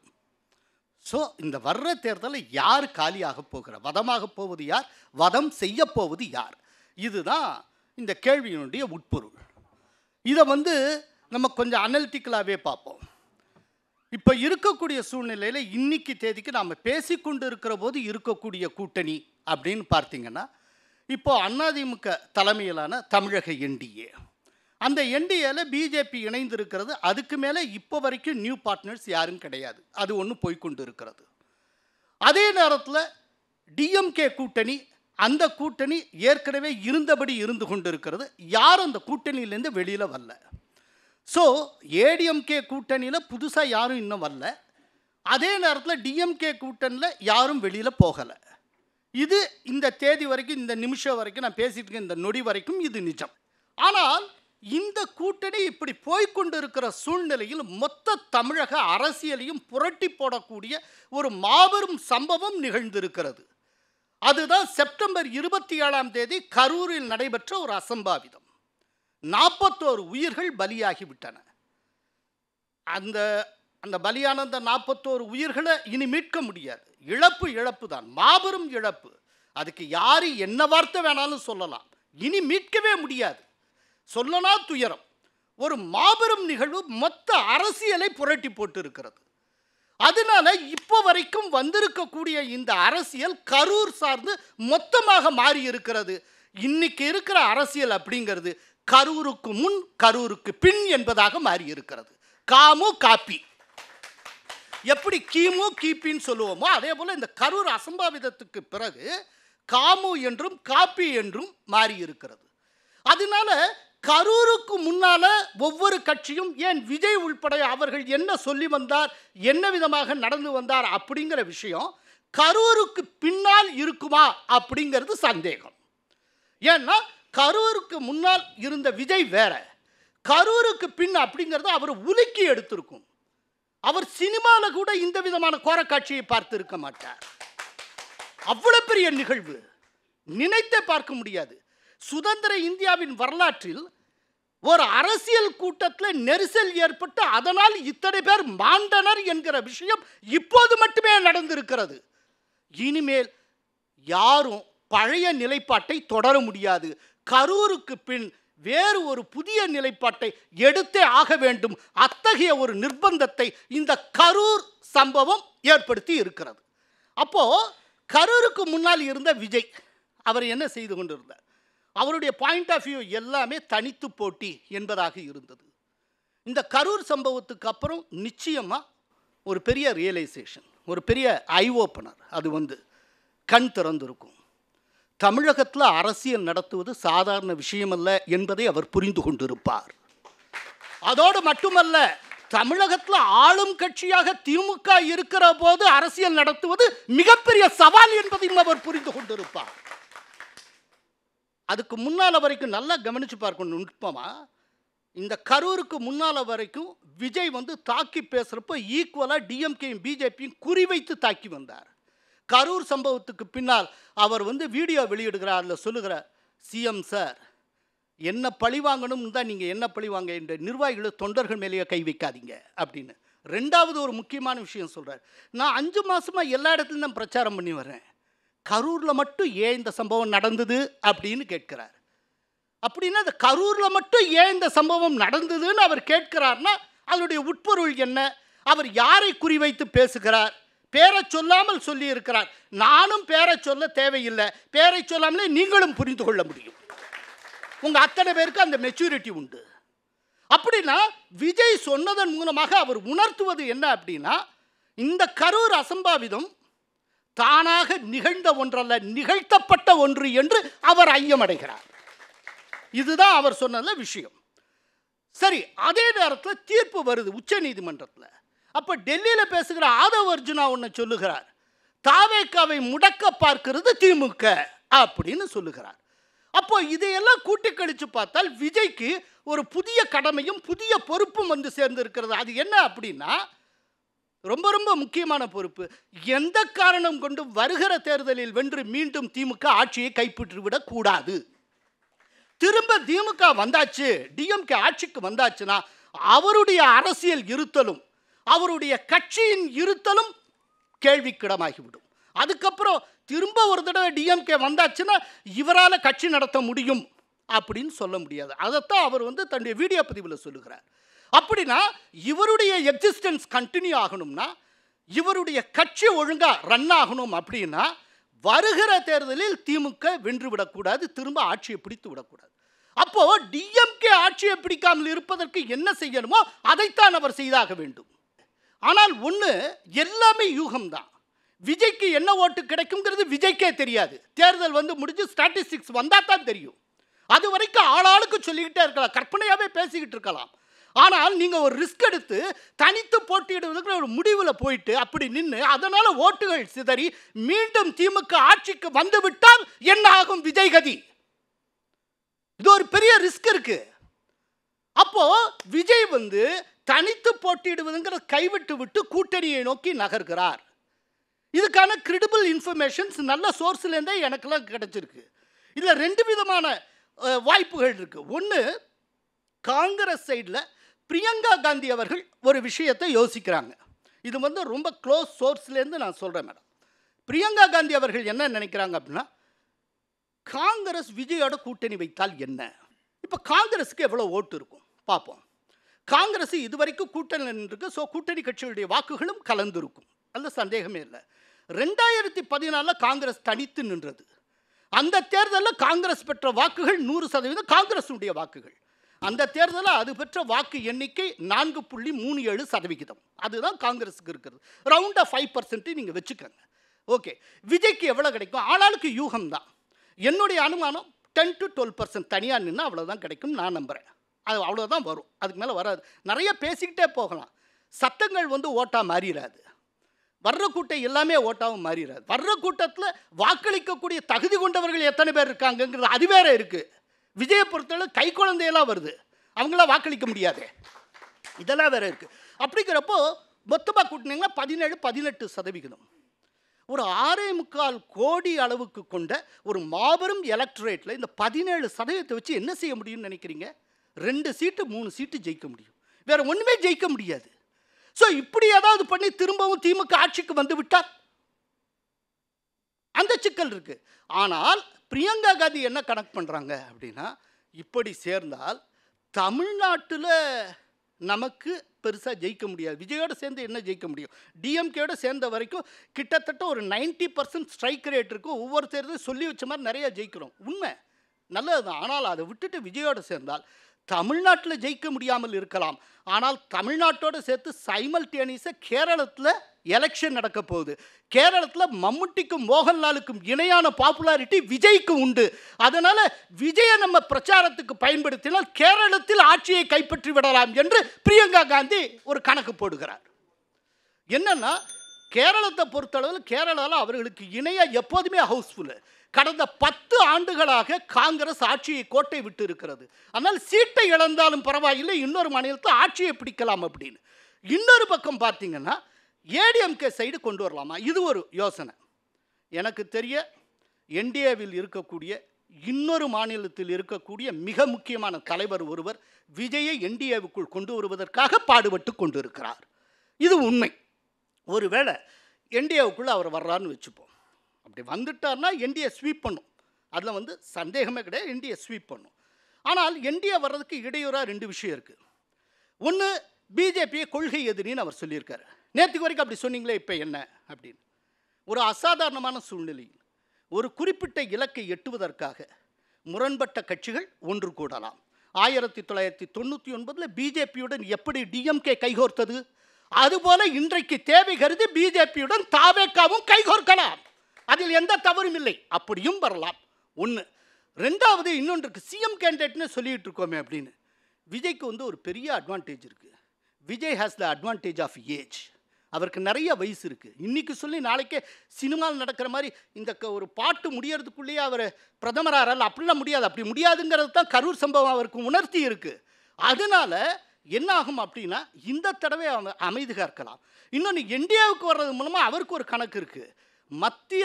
மத்தியில் ஆளக்கூடிய கட்சியின் தோழனாகவும் மாறலாம், மாநிலத்தில் எது ஆளப்போகிறதோ அந்த கட்சிக்கும் தோழனாக மாறலாம்.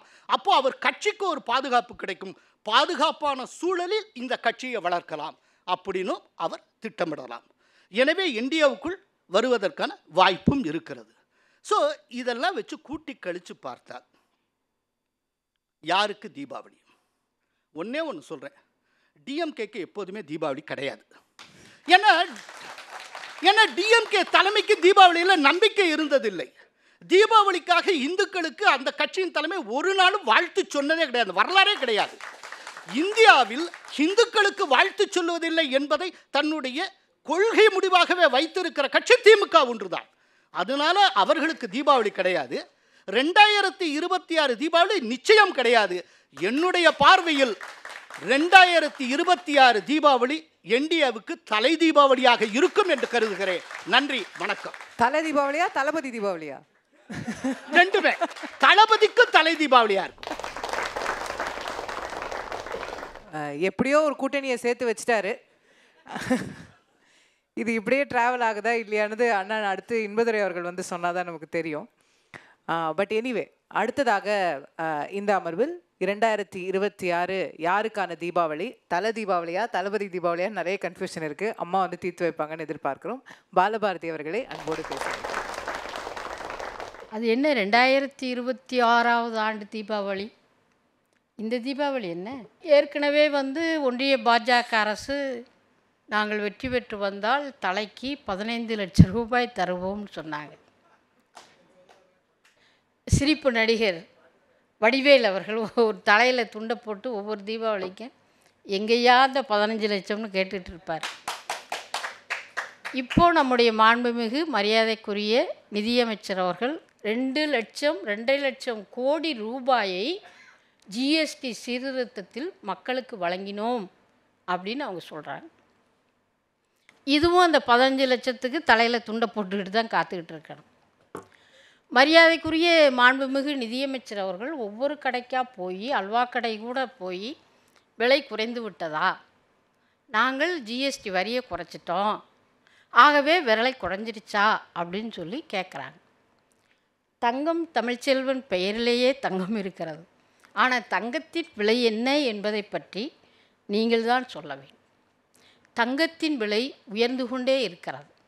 தங்கம் மட்டுமல்ல, பெட்ரோல் டீசல் விலையும் உயர்கிறது. நீங்கள் டீசல் ஜிஎஸ்டியில் வராதுன்னு நினைக்கிறோமா? வரல. நீங்கள் கடைவீதிக்கு சென்றால் எந்த பொருள் விலையாவது குறைந்திருந்தால் இது குறைந்திருக்குன்னு ஒரு போர்டு வச்சு எழுதி போடும். ஆகவே 3வது முறையாக அதிகாரத்திற்கு வந்த பாஜக விலைகளையும் கட்டுப்படுத்தாது.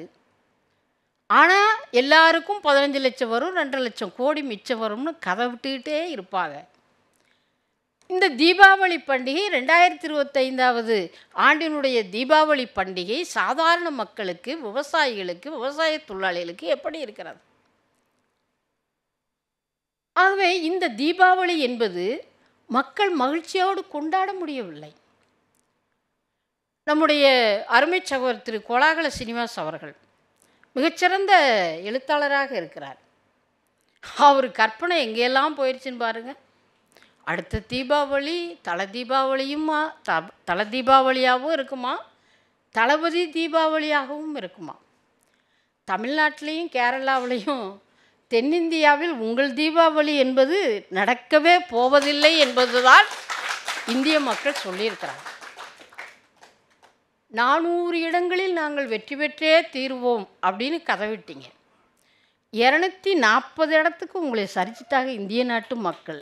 இன்னுமா நீங்கள் கதை விட்டுக்கிட்டு இருக்கீங்கன்னு நாங்கள் கேட்குறோம். நல்லதில்லை. இன்னொன்று, தாவேக்காவிலேருந்து அவர் பேசினார். இவர் கதாசிரியராக மாறிட்டார், அவர் சினிமா ஹீரோவாக மாறிட்டார். நம்மள சினிமா பார்த்துக்கிட்டே இருக்கிறோம். நண்பர்களே, எங்கள் ஊரில் ஒரு பழமொழி சொல்லுவாங்க, இளவுக்கு போகலாம், இளவுக்கு போகிறவங்களாம் தாலி அறுக்க முடியாது. அறுக்க முடியாது. உங்களுடைய துக்கத்தில் நாங்கள்லாம் பங்கேற்றது உங்களுக்கு அவ்வளோ தூரம் இதாக இருக்கா? நிஜமாக கேட்குறேன். நீங்கள்லாம் தமிழ்நாட்டில் ஒரு இளைஞர்கள் மத்தியில் எதை சொல்லிக் கொடுக்குறீங்கன்னு நான் கேட்குறேன். இரவாக ஒரு முதலமைச்சர் வர்றாரு, பார்க்குறாரு, பிரச்சனை என்னன்னு கேட்குறாரு. எல்லா அரசியல் கட்சியும் அங்கே வந்தாங்க. நான் போயிருப்பதற்கு காலையில் நம்முடைய நிதியமைச்சர் நிர்மலா சீதாராமன் ஒரு அம்மாவை கட்டி பிடிச்சாங்க. விலகவே இல்லை கடைசி வரைக்கும். சரி, அவங்க முடிச்சுட்டு போன பிற்பாடு நம்ம போகலான்னு நான் இருந்துக்கிட்டு இருந்தேன். எல்லாருக்கும் ஒரு ஆதங்கம் இருக்கும்ல. அரசியல் வேறுபாடாக இருக்கலாம். நண்பர்களே, இது 41 பேர் மரணத்தை தடுத்திருக்க முடியும் அப்படின்னு தாவேக்கா இவர் சொல்கிறார். நிச்சயமாக தடுத்திருக்கலாம். அது விஜய் அவர்கள் நடித்த படமாக இருந்தால் தடுத்திருக்கலாம். எல்லாரும் மேலேருந்து தான் குதிப்போம். ஆனால் நம்ம தமிழ் சினிமாவில் பாருங்கள், நானும் ஒரு 60 வருஷமாக பார்த்துக்கிட்டே இருக்கேன், கீழே இருந்தே தான் ஹீரோலாம் மேலே குதிச்சுக்கிட்டே இருக்கிறாங்க. அவர் நடித்த படமாக இருந்தால் அந்த 41 பேரையும் சாக விட்டுருக்க மாட்டார் நம்முடைய தளபதி விஜய். அதில் நான் உறுதியாக இருக்கிறேன், நீங்களும் உறுதியாக இருங்க. சினிமா காட்சியில் இது போன்ற நெரிசலோ சண்டை காட்சியோ வந்தால் டூப் போடுறீங்களா இல்லையா? ஸ்டண்ட் மாஸ்டர் வச்சுருக்கீங்கள, இசையை என்ன அவங்களே இசையமைச்சுக்கிறாங்களா? கதாசிரியர் ஒருத்தர், வசனம் எழுதுறவர் ஒருத்தர், ஸ்டண்ட் மாஸ்டர் ஒருத்தர், டூப்பு போடுறது ஒருத்தர், ஆப்பிள் ஜூஸ் குடிக்கிறது இன்னொருத்தர், 250 கோடி ரூபாய் வாங்குறது அவர். அரசியலில் நீங்கள் சினிமா மாதிரியே ஒரு வில்லை இருக்காருன்னு யாரை சித்தரிக்கிறீங்க கேட்குறோம். யாரை சித்தரிக்கிறீங்க? இந்த 2025 இந்த தீபாவளியை ஒட்டி என்ன நடந்துக்கிட்டு இருக்கு? நீங்கள் அப்படி பேசுகிறீங்க. இப்போ ஒவ்வொரு பூனைக்குட்டியாக வெளியில் வருதே. கூட்டத்தை கூட்டினது நீங்கள் தான், 7 மணி நேரம் தாமதமாக வந்தது நீங்கள் தான், தண்ணி பாட்டில் வீசினது நீங்கள் தான், கீழே இருந்து செருப்பை வீசிக்கிட்டது நீங்கள் தான், அப்புறமா உடனே சென்னைக்கு ஓடி போனதும் நீங்கள் தான். ஆனால் பழி யார் மேலேன்னு நான் கேட்குறேன். பழி யார் மேலே சார்? நல்லா இருக்கு, ஒரு மாநில அரசு, நீங்கள் எனக்கு சீக்கிரமே பெல் அடிச்சிட்டிங்கன்னு எல்லாருக்குமே தெரியும். இல்லை பேசி தான் ஆகணும், வேறு வழி இல்லை. சரி, இது சினிமாவில் அரசியல் படுத்தலாம், அரசியலை கொண்டு வரலாம். அரசியலுக்குள் தயவுசெய்து சினிமாவை கொண்டு வராதீர்கள். அதனுடைய தோல்விதான் 41 பேரை நம்ம இழந்திருக்கிறோம். 41 பேர். ஆகவே இது ஒரு தமிழ்நாட்டு மக்கள் என்பவர்கள் யாருன்னு நீங்கள் பார்த்தீங்கன்னா, அவங்க பிள்ளையாருக்கும் மாலை போடுவாங்க, பெரியாருக்கும் மாலை போடுவாங்க. ஆன்மீக உணர்வும் இருக்கும், சீர்திருத்த கருத்தும் இருக்கும். இது ரெண்டையும் மாற்றுவதற்கு நீங்கள் இந்த பன்முகத்தன்மையை தமிழ்நாட்டிலிருந்து மாற்றி விடலாம் நினைக்கிறேன் பாருங்க, அது ரொம்ப ஆபத்தானது நான் பார்க்குறேன். ஆகவே இந்த ஒற்றை அரசியல் தன்மைக்கு தமிழ்நாடு நிச்சயமாக உங்களுக்கு கை கொடுக்காது. ஆகவே 2026 என்பது மக்களினுடைய தீபாவளியாக தான் இருக்கும் என்பதை நாங்கள் சொல்லிக்கொள்ள கடமை. நாங்கள் தீபாவளியை கொண்டாடல, அது அடுத்த விஷயம். ஆனால் தமிழ்நாட்டில் இத்தனை ஆண்டுகால திராவிட ஆட்சியில் தீபாவளி பண்டிகையை அங்கே ஆன்மீகத்துக்கு எதிரானவங்க தடை செய்தது உண்டா? பிள்ளையாரினுடைய ஊர்வலத்தை தடை செய்தது உண்டா? இந்த கடலில் தானே காவல்துறை போய் கரைக்குது பிள்ளையார. அவர் என்ன பாவம் செஞ்சார்? அப்படி ஒரு ஆன்மீக உணர்வில் மதங்கள் சார்ந்து இருக்கக்கூடிய மக்களினுடைய உணர்வை புண்படுத்துவதல்ல இடதுசாரி அரசும் திராவிட இயக்க அரசும். ஆகவே அபாண்டமாக பழிபோட வேண்டாம். ஆனால் தமிழ்நாட்டில் ஒரு அரசியல் சூழ்ச்சியும் சதியும் நடக்கிறது. இப்போ எனக்கு மறுபக்கம் கேள்வி வருது, ஏன் 7 மணி நேரம் நீங்கள் லேட்டு? அப்போ இது மாதிரி ஒரு விபத்து உருவாகிவிட்டால் இதை அரசியல் பண்ணலாம்னு யாரோ போட்ட திட்டமா? கரூருக்கு முன்னாடி பின்னாடின்னு அவர் சொல்றாரு. அப்போ கரூருக்கு முன்னாடி இருந்த விஜயை கரூருக்கு பின்னாடி மாற்றலாம்ங்கிறது யார் போட்ட திட்டம்? தமிழ்நாட்டினுடைய தலைநகர் சென்னையா டெல்லியா? உள்துறை அமைச்சர் அமித்ஷா அவர்கள் டெல்லியில் இருக்கிறதுக்கு பதிலாக தமிழ்நாட்டிலேயே குடியிருக்கிறாரே, ஏன்? அப்படின்னா தமிழ்நாட்டினுடைய அதிகாரத்தை நீங்கள் கையில் எடுப்பதற்கு விஜய் என்பவரை நீங்கள் பயன்படுத்துகிறீர்கள். அவரை தூக்கி உள்பாக்கெட்டில் நீங்கள் வச்சுக்கிட்டீங்க. ரொம்ப கவனமாக இருக்க வேண்டிய ஆண்டு 2026. ஆகவே அந்த தீபாவளி உண்மையான நரகாசுரன்களை மீண்டும் நீங்கள் புலம்புற மாதிரியே வைக்கக்கூடிய தீபாவளியாக இருக்கும் என்ற நம்பிக்கையோடு வருகை தந்த உங்கள் அத்தனை பேரையும் வாழ்த்தி நிறைவு செய்கிறேன். மக்கள் தீபாவளி என்றும் வெல்லும். நன்றி மேடம் பாலபாரதி அவர்களே. அடுத்ததாக 2026 எங்களுக்கு தான் தீபாவளி என்று சொல்ல வருகிறார் அண்ணன் இன்பதுரை அவர்கள். அவரை அன்போடு அழைக்கின்றேன். அனைவருக்கும் வணக்கம். இந்த நிகழ்ச்சிக்கு வருவதற்கு தொலைபேசி மூலமாக நீங்கள் பதிவு செய்துவிட்டு தான் வர வேண்டும் என்று ஒரு அழைப்பை சொல்லியிருந்தீர்கள். நான் எல்லாருக்கும் சொல்லியிருந்தேன். என்னுடைய நண்பர் ஒருவர் அதை பின்பற்றாமல் வெளியே வந்திருந்து தொலைபேசி மூலம் எனக்கு மெசேஜ் அனுப்பிச்சிருந்தார். அவர் சொன்னேன், கண்டிஷனை ஃபாலோ பண்ணுங்கன்னு படித்து சொன்னேனே, இப்படி செஞ்சிட்டீங்களே என்று சொன்னேன். இப்பொழுது தீபாவளி. யாருக்கு தீபாவளி? கடந்த 5 ஆண்டு காலமாக ஒரு குடும்பத்திற்கு என்று இருக்கிற தீபாவளியை ஊருக்கான தீபாவளியாக மாற்றுகிற வல்லமை அண்ணன் எடப்பாடியார் அவர்களுக்கு மட்டும்தான் உண்டு. தீபாவளினா என்ன? தீபங்களின் வரிசை. வழி என்றால் வரிசை, நாமாவளி வம்சாவளி மாதிரி வரிசை. ஆக ஒளியே இல்லாத இடத்துல எப்படி தீபாவளி இருக்கும்? விடியவே இல்லையே, எப்படி வெளிச்சம் இருக்கும்? அப்புறம் எங்கே வரிசை இருக்கும்? ஆனால் வரிசை இருக்குது.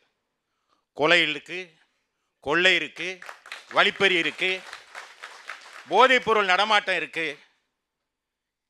இந்த வரிசை இருக்குது. தீபாவளினா நரகாசுரன் அழியணும். நரகாசுரன் நான் படித்து பார்த்தேன். நான் கிறிஸ்தவ சமுதாயத்தை சேர்ந்தவன். நரகாசுரன் அப்படி என்னங்க தப்பு பண்ணான்னு கேட்டால், பெண்களை வதைத்தான் என்று இருக்கிறது. அது எப்படி பெண்களை வதைத்தான் என்று பார்க்கிற போது யோசித்து பார்த்தேன். அப்போ அண்ணா யூனிவர்சிட்டி கிடையாது. அப்போ கிருஷ்ணகிரியில் போலி என்சிசி கேம்ப் நடந்திருக்காத. விருகம்பாக்கம் போலீஸ் கான்ஸ்டபிள் பாலியல் தீண்டலுக்கு ஆளானார். அவர் அங்கே போயிருக்க முடியாதுன்னு நினச்சேன். ஆனால் 10,600 பெண்களை வதைத்தான் என்பது வரலாறு. இது புராணம்.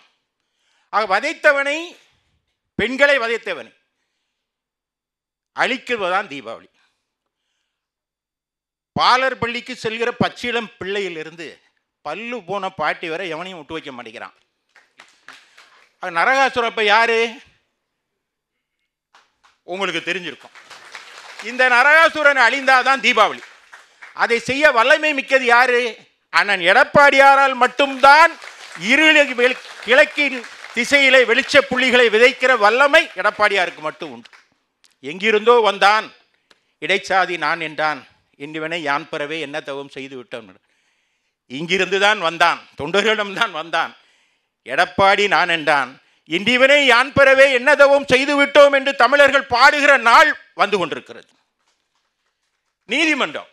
நீதிமன்றத்தில் ஒரு சொல்லுவோம், நிறைய வழக்கறிஞர்லாம் வந்திருக்கீங்க. வழக்குக்கு வரும்போது அவர் சுத்தமான கையோடு வரலன்னு சொல்லுவாங்க. They are not come forward with clean hands என்று. கரூர் வழக்கில் நீதிமன்றத்திற்கு திராவிட முன்னேற்ற கழக அரசு போகுது. அவங்க கையில் கிளீன் ஹேண்ட்ஸா? 41 உயிர்களை பலி கொடுத்து விட்டு, அது அரசாங்கத்தோட பொறுப்புங்க. பாலபாரதி அக்கா அவங்கள ஆர்கியூ பண்ண விட்டுருந்தா கூட ஓரளவு நின்றுருக்குன்னு நினைக்கிறேன், எஸ்ஐடியோட போயிருக்கோம். ஆனா அதிமுக மனுதாரருக்கே தெரியாம மனு போட்டுச்சாமே, அது கிளீன் ஹேண்ட்ஸா? நான் வரேன். Clean hands. அப்போ தீர்ப்பு வந்துருச்சு. தீர்ப்பு வந்தோடனே என்ன சொல்லணும்? அது எப்படி சிபிஐ வந்தா விஜய் இனி பாஜக பிடிக்கு போயிடுவார். 41 பேருக்கு நியாயம் கிடைத்தா சரின்னு இல்லை நீங்கள் பேசணும். நடுநிலையாளர்கள் 41 பேருக்கு நியாயம் கிடைச்சா சரி என்று நீங்கள் என்ன வேண்டாமா? அண்ணன் சிபிஎம் கட்சியோட தலைவர் திரு சண்முகம் பேசுகிறார், அது இடைக்கால தீர்ப்பு. ஏங்க என்னங்க, யாரை காப்பாற்ற பேசுறீங்க? எதற்காக நீங்கள் இப்படி பேசுறீங்க? அது தீர்ப்பு தானே. அந்த தீர்ப்பு மூலமாக 41 பேருக்கு நன்மை கிடைத்தா சரின்னு தானே நீங்கள் பேசியிருக்கணும். சண்முகம் அண்ணன், நீங்கள் பேசுனீங்களா? பேசலை. திருதராஷ்டிரன், அவனுக்கு கண் பார்வை கிடையாது, கண் பார்வையற்றவன் திருதராஷ்டிரன். அவனை திருமணம் செய்து கொண்ட பாவத்திற்காக காந்தாரி கண்ணை கட்டி கொண்டு இருந்தால் என்று புராணத்திலே பார்க்கிறோம். இவங்கெல்லாம் கூட்டணி கட்சினர். எனவே இவங்களும் கண்ணை கட்டி கொண்டு இருந்தால், நான் புராணத்தை தாங்க சொன்னேன். கார்ல் மார்க்ஸ் கல்லறையில் புரண்டு படுக்க மாட்டாரா? உங்களுடைய நடவடிக்கைகளை பார்த்து புரண்டு படுக்க மாட்டாரா?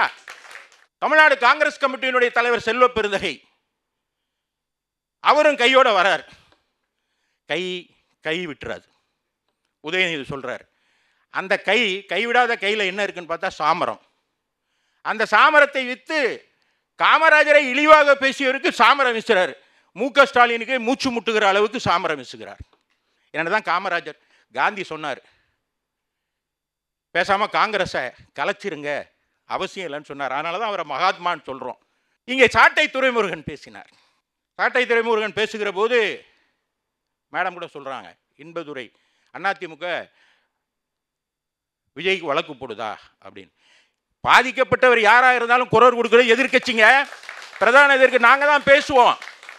விஜய் எடுப்பார் கைப்பிள்ளையாக இருக்கிறார் என்று சொல்கிறார். பாவம், அவர் நரகாசுரனை பார்த்து பயந்து எங்கள் மடிக்கு ஏறி வந்திருக்காருங்க, வேற ஒன்றும் இல்லை. நரகாசுரர்கள், குட்டி நரகாசுரர்கள்லாம் பார்த்தாரு, வேற வழியில் வந்துட்டாரு. நாங்கள் தான் ஆர்கியூ பண்ணுவோம், நாங்கள் தான் அவர்களுக்காக பேசுவோம். நீதியை நிலைநாட்டியே உங்களுக்கு பேசினமே. நீங்கள் திருச்சி வழக்கிலே உங்களை கைது செய்ய முதல்ல ட்விட்டர் போட்டவன் நான். அந்த வழக்கு போலியான வழக்கு, தவறான வழக்கு என்று. அந்த வழக்கின் அடிப்படை முகாந்திரத்தை இல்லாத ஒரு வழக்கு என்று சொன்னதும் உங்களை ரிமாண்ட் பண்ண போகும்போது மேஜிஸ்ட்ரேட்டும் அக்செப்ட் பண்ண மாட்டேன். நாங்கள் உண்டா பண்ணலை. ஆனால் உங்கள்கிட்ட 2 செல்ஃபோனை கைப்பற்றினாங்க.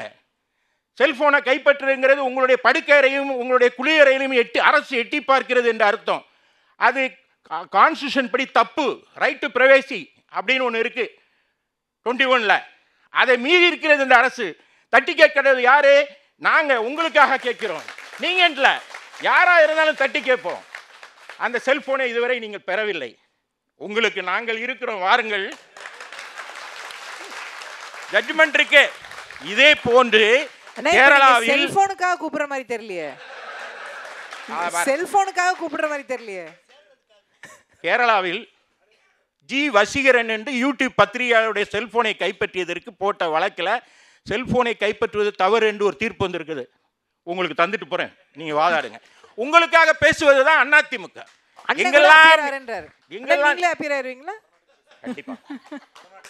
கண்டிப்பா எங்கெல்லாம் தவறு இருக்கிறதோ, எங்கெல்லாம் நீதியை நிலைநாட்டணுமோ, எங்கெல்லாம் அநீதி தலை தூக்குகிறதோ அங்கெல்லாம் நாங்க இருப்போம். அதை எதிர்த்து கேட்போம். இதுதான் அதிமுக. இங்கே எனக்கு முன்பாக பேசியவர்கள் பேசினாங்க, விஜய் கூட்டம் அதிமுக தன்னெழுச்சியா வராங்க. அதிமுக கூட்டத்துக்கு தொண்டர் யார் முடிவெடுப்பா? இந்த தேர்தலில் தொண்டர்கள் முடிவெடுப்பார்கள். தொண்டர்கள் என்று தலைவராக வந்தவர் எடப்பாடியார். எனவே தாவேக்கா தொண்டன் வரான், தொண்டன் தன்னெழுச்சியா வரான். ஏனென்றால் அந்த பக்கம் நரகாசுரன் பயம். இப்படியெல்லாம் அரசை குறை சொல்லிகிட்டே இருக்கீங்களே என்பதுரை, ஏதாவது ஒரு நல்ல விஷயம் இருக்காதா அப்படின்னு வர்ற வழியில் நண்பர் ஒருத்தர் சொன்னார். நான் யோசிச்சு பார்த்தேன். ரெண்டு பாராட்ட வேண்டிய விஷயம் இருக்குது. ஒன்று, ஸ்டாலினுக்கு ட்ரெஸ் தைக்கிற டெய்லர் இருக்கார் பாருங்க, அவர் நல்ல ட்ரெஸ் தைக்கிறார். பார்த்தீங்கன்னா அவர் ட்ரெஸ் அப்படி இருக்கும், கத்திரிக்கோள். இன்னொருத்தர் யார் மிக சிறப்பாக செயல்படுறான்னா, சட்டமன்றத்தில் நேரலையை கட் பண்ணுறாரு பாருங்க ஒரு ஆள், அவரும் ரொம்ப திறமையாக வேலை செய்கிறார். பாலபாரதி சகோதரி நல்ல வேலை, அவர் வேண்டான்னு விட்டாராம். போனால் அவருக்கு ப்ரெஷர் வந்துடும், பேசவே விடுறது இல்லைங்க. இந்த நிலையில் ஒரே ஒருவர் இருக்கிறார். அவர் ஊர் ஊராக சென்று பேசுகிறார். அவர் பட்டாசாக வெடிக்கிறார். எதிர்க்கட்சிகளின் ஆளுங்கட்சியினுடைய அராஜகங்களை தோலுரித்து காட்டுகிறார். ஆளுங்கட்சி அறிவித்த அறிவிப்புகள் எல்லாம் புஷ்வானமாக போய்விட்டதை காட்டுகிறார். அவருடைய ஆளுங்கட்சியினுடைய புதிய வாக்குறுதிகள் வெறும் மத்தாப்பாக, கருகிய மத்தாப்பாக, ராக்கெட்டாக அது கருகி போனதாக இருக்கிறதை, வான வேடிக்கையாக இருக்கிறதை சுட்டி காட்டுகிறார். இதையெல்லாம் சுட்டி காட்டுகிற வல்லமை அவருக்கு இருக்கிறது. எனவே ஒரு குடும்பத்தினருக்கு மட்டும் கடந்த இந்த வருடத்தையும் சேர்த்து 5 ஆண்டுகளாக இருக்கிற இந்த தீபாவளியை மக்கள் தீபாவளியாக மாற்றுகிற வல்லமை அண்ணன் எடப்பாடியாருக்கு உண்டு. இந்த தீபாவளியை மிக சிறப்பாக நீங்கள் கொண்டாடுங்கள். ஏனென்றால் வருகிறது நல்ல தீபாவளி, மக்கள் தீபாவளி. அந்த சந்தோஷத்தோடு கொண்டாடுங்கள், பாதுகாப்பாக கொண்டாடுங்கள். ஒருவேளை விபத்து ஏற்பட்டால் திமுக மருத்துவமனைக்கு சென்று விடாதீர்கள். கிட்னிக்கு பாதிப்பு இருக்காது. வருகிற தீபாவளி நல்ல தீபாவளியாக இருக்கும். நரகாசுரனை அழிக்கிற, வதம் செய்கிற வல்லமை எடப்பாடியாருக்கு இருக்கிறது. எனவே கண்டிப்பாக ஒரு நோக்கம் என்ன? மக்களுடைய உரிமை தானே, மக்களுடைய உரிமையை பெற்றுத்தர்றது தானே. அதற்காக நான் தான் தனியாக நின்று நான் தலை தீபாவளி கொண்டாடுவேன்னு சொல்கிறதுங்கிறது, மனங்கள் இணைந்தால்தான் திருமணம். திருமணத்துக்கு பிறகு தான் அது பேர் தலை தீபாவளி. இல்லைன்னா கடைசி வரை அடுக்கலையிலே படுத்து கிடக்கிற அத்தை பாட்டியை போல காலாவதியாய் போய்விடுவீர்கள் என்பதையும் சொல்லி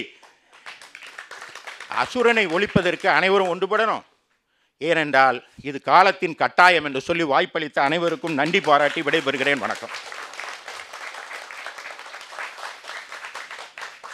சத்தியமா உங்க செல்போனுக்காக கூப்பிடல அவரு. நிறைவாக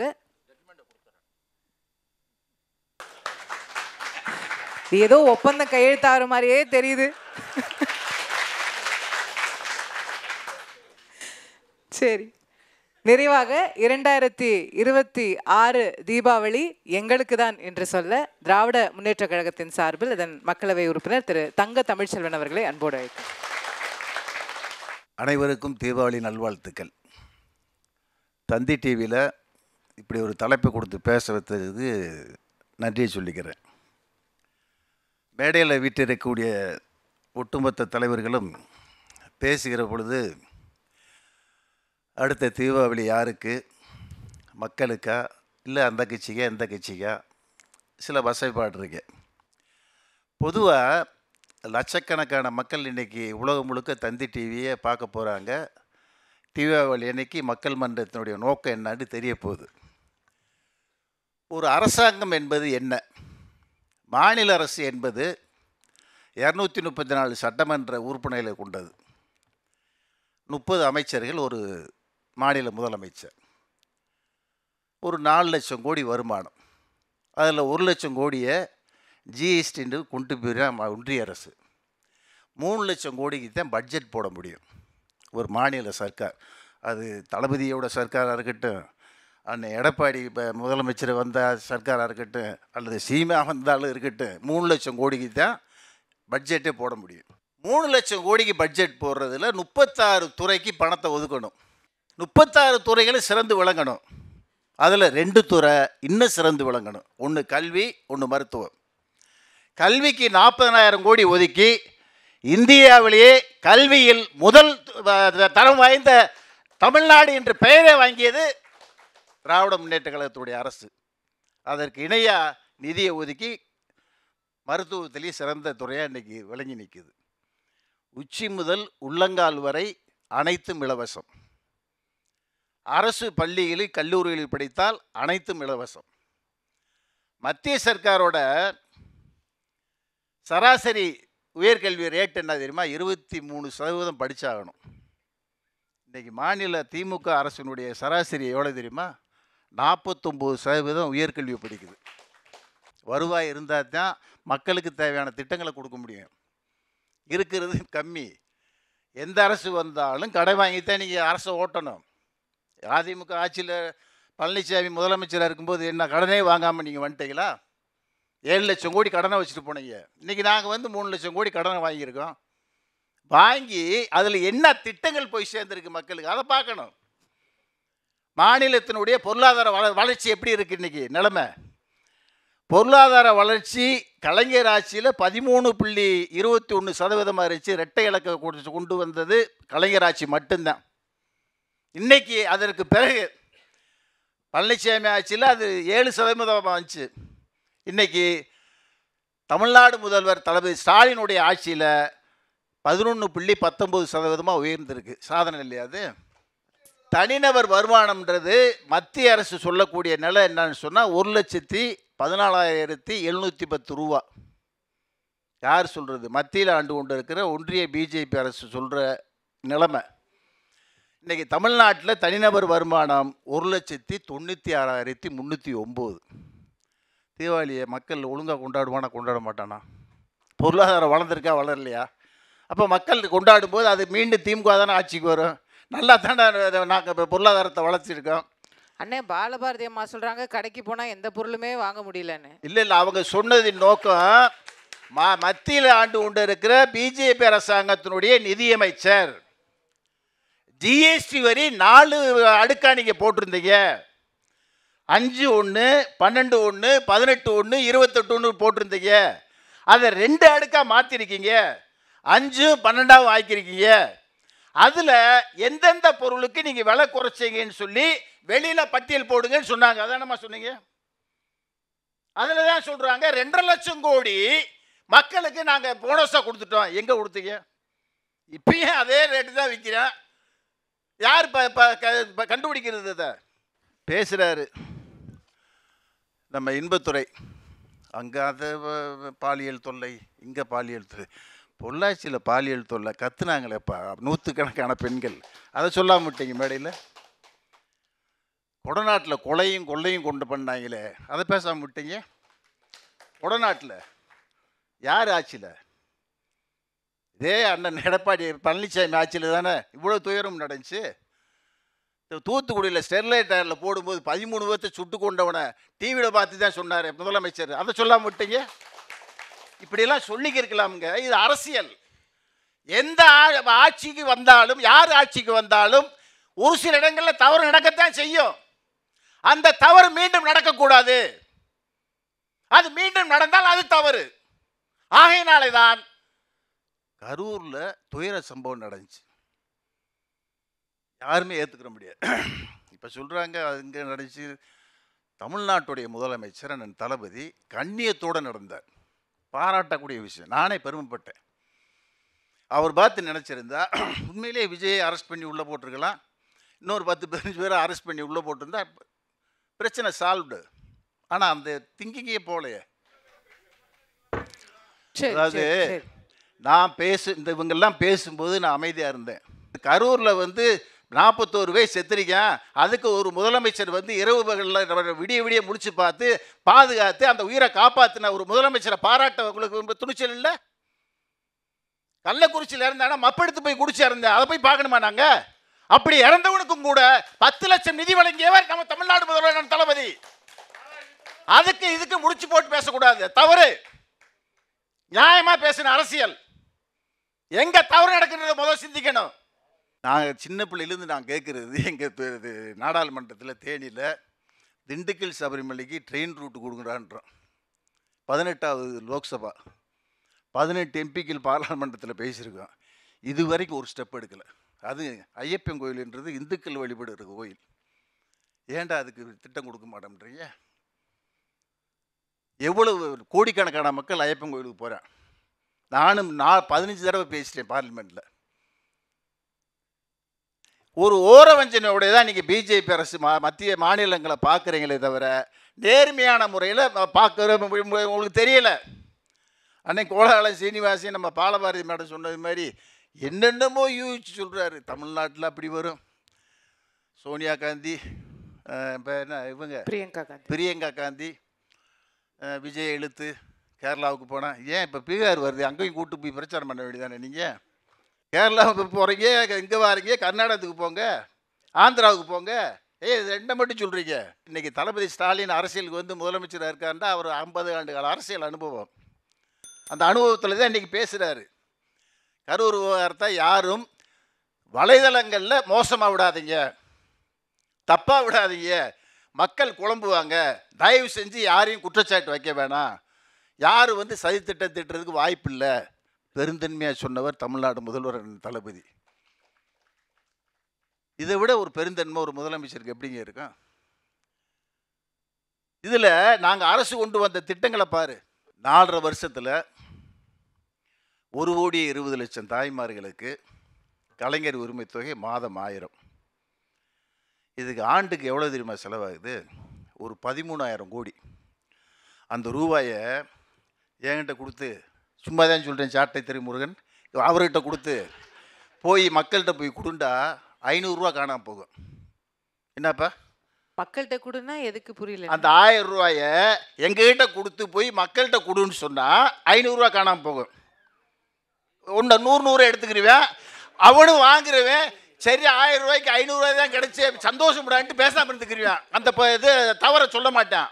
அந்த ரூபாயை பேங்கில் போட்டு 13,000 கோடியை மக்களுக்கு கொண்டு போய் சேர்த்த ஒரே முதல்வர் தமிழ்நாடு முதல்வர் தளபதி ஸ்டாலின். 4.5 வருஷத்தில் செஞ்ச சாதனை 1,20,00,000 தாய்மார்கள்.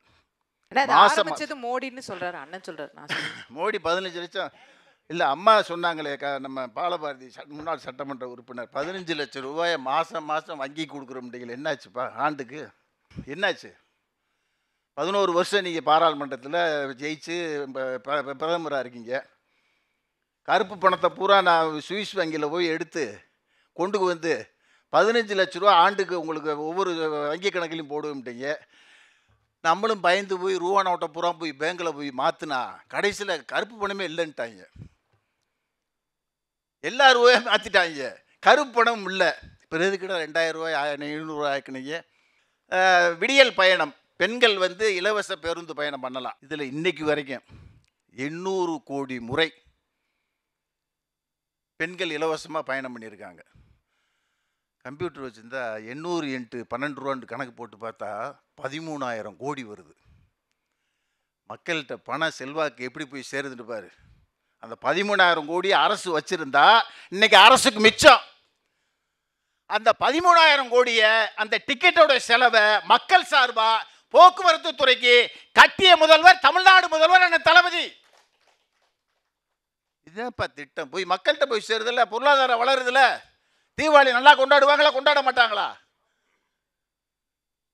அதே மாதிரி 10 லட்சம் கோடி முதலீட்டில் 32 லட்சம் பேருக்கு வேலை வாய்ப்பு கிடைச்சிருக்கு. சும்மா அரசாங்கத்தை குறை சொல்லி பேசுங்க, சில குறைகள் இருக்குத்தான் செய்ய, நான் ஒத்துக்கிறேன். குறையை மட்டுமே பேசக்கூடாதுல்ல, நிறையும் பேசணும்ல. அப்புறம் புதுமை பெண் தமிழ் புதல்வன் திட்டத்தில் இதுவரைக்கும் 9 லட்சம் மாணவர்கள் மாதம் 1000 ரூபா வாங்குறாங்க. மருத்துவம், மக்களை தேடி மருத்துவம் 4 கோடி மக்கள் பயன்பெற்றிருக்காங்க. இல்லம் தேடி கல்வி 95 லட்சம் குழந்தைகள் பயன்பெற்றிருக்காங்க. இல்லம் தேடி கல்வி, வீட்டுக்கே போய் கல்வியை சொல்லித்தரோம். 2 லட்சம் பேருக்கு கலைஞர் கனவு இல்லம். வீடே இல்லாதவங்களுக்கு 2 லட்சம் பேருக்கு கலைஞர் கனவு இல்லம். இதெல்லாம் நீங்கள் சொல்லாமல் 2026 நாங்கள் தான் தீபாவளியை கொண்டாடோம்னா, நாங்கள் 2027 பொங்கலை சிறப்பாக கொண்டாட போகிறோம். திமுக கூட்டணி ஜெயிச்சு. தந்தி டிவிக்கு இந்த நேரத்தில் ஒரு நன்றியை சொல்லணும். நம்ம அண்ணன் சீமா கட்சியை வந்து எங்கள் கூட இணைச்சி வச்சீங்க பார்த்தீங்களா, அதுக்கு முதல் நான் நன்றியை சொல்லிக்கிறேன். நான் பொது உடைமை கட்சி இங்கே இருக்குது, அவரும் பொது உடைமை பற்றி பேசுகிறாரு, நாங்களும் பொது உடைமை பற்றி தான் பேசுகிறோம். மக்களுக்கு வேண்டிய திட்டங்களை தான் கொடுக்குறோம். அடக்குமுறையை வேணாம்னு சொல்கிறோம், எல்லாருக்கும் எல்லாம் கிடைக்கணுன்றோம், சம நீதி வேணும்ன்றோம். அதுக்கு போராடக்கூடிய தலைவர் தமிழ்நாடு முதல்வர் திமுகவுடைய தலைவர் அண்ணன் தளபதின்றதை நிரூபித்து காட்டியிருக்காரு. அடுத்து தீபாவளி நாங்கள் தான், அடுத்து பொங்கல் நாங்கள் தான், அடுத்த முதலமைச்சர் திமுகவுடைய தலைவர் அண்ணன் தளபதி தான் கேட்டு வாய்ப்புக்கு நன்றி கூறி விடைபெறுகிறேன். வணக்கம். எப்படி சுற்றி பார்த்தாலும் அண்ணன் சீமானுக்கு டிமாண்ட் ஓவராக இருக்குது. நிறைவா இந்த தீபாவளி எல்லாருக்கும் ஒரு இனிய தீபாவளியாக, இன்பமான தீபாவளியாக, தங்கமான தீபாவளியாக அமையணும் அப்படின்னு அனைவருக்கும் வாழ்த்துக்களோடு, அடுத்த தீபாவளிக்கு பட்டாசாய் வெடிக்கப் போவது யார், அமைதியான அணுகுண்டாய் இருக்க போவது யார், புஸ்வானமாய் போக போவது யார், இன்னும் சில வெடி இருக்கும், பற்ற வச்சிருவோம், அது வெடிக்குமா வெடிக்காதா, வெடிக்குமா வெடிக்காதா, இந்த பக்கம் வெடிக்குமா அந்த பக்கம் வெடிக்குமா அப்படின்னு பார்த்துக்கிட்டே இருப்போம். கடைசியில் புஷ்ஷுன்னு போயிடும் அப்படின்னு ஒருத்தர் சொல்கிறார் பின்னாடியிலேருந்து. அப்படிப்பட்ட வெடிகளும் இருக்குது. இல்லை வானில் ஒரு பெரிய வான வேடிக்கையாக மிளிரப்போவது, மின்னப்போவது, நம்ம அனைவரையும் ஆச்சரியப்படுத்த போவது யார்?